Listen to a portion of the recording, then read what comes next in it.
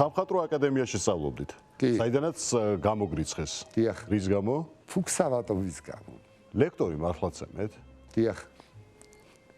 ახური სიფიცხე შემეპარა და ხო და მე ეროსი შევიდათ ცხონებული ეროსი მანჯგალაძე რაღაცაო ისაო რაღაცა და ანუ ფიზიკურად შეეხეთ. ნაბა ჩაერია იგივე პოლიცია ხوار გამოიძახა. არა არაფერი პოლიცია და გამომიშვეს და ეგ.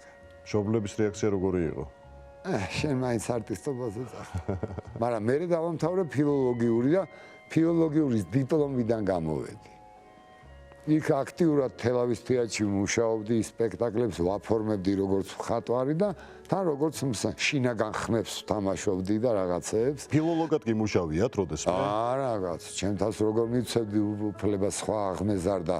სხვათა შორის დუტას დედამ მითხრა, ჩემები არ მაინდა-მაინც არ იმაშვებოდნენ სახიობობას, იმიტომ რომ მერვე თაობა ვარ დედის გვარიდან, ვინც მსახიობი გახდა. და არ უნდა დიდათ რომ ხო, რომ მსახიობი გამختارიყავი და თინა მითხრა, სასწრაფოდ არ ვიცი შენი არაფერიო, ჩააბარეო თელავის ჯგუფი იქმნებაო და ნუ ჩავაბარე და გავედი.